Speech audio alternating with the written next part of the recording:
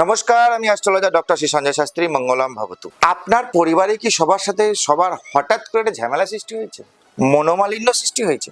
কেউ কারোর কথা মেনে নিতে পারছেন না? এতদিন সব ভালোই চলছিল। আচ্ছা, এটা ভেবে দেখুন তো হচ্ছে কিনা আপনার পরিবার। সিমটন একটা বলে দিচ্ছি। আপনি আপনার বাড়ির ঠাকুর ঘরে বাসি ফুল ইউজ করছেন না তো? বাসি ফুলের মালা ব্যবহার করছেন না তো?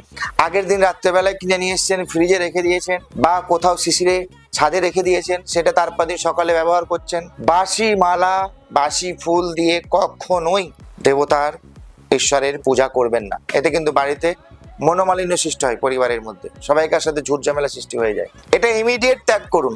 ফুল প্রতিদিন সকালবেলা উঠে যান বাজারে, সেখান থেকে নতুন ফুল নিয়ে আসুন। আপনি তো আনছেন নতুন ফুল, বা গাছে আপনার দু একটা টবে গাছ লাগান। যেটুকু ফুল পাবেন সেটুকু ফুলেই পুজো করুন। চুরি করবেন না ফুল, বাসি ফুল দেবেন না।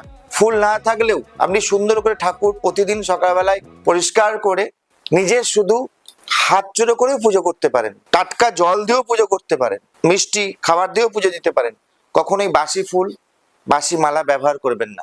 এটা কিন্তু পরিবারে খুব ঝুট ঝামেলা অশান্তির যোগ টেনে আনে। ধন্যবাদ।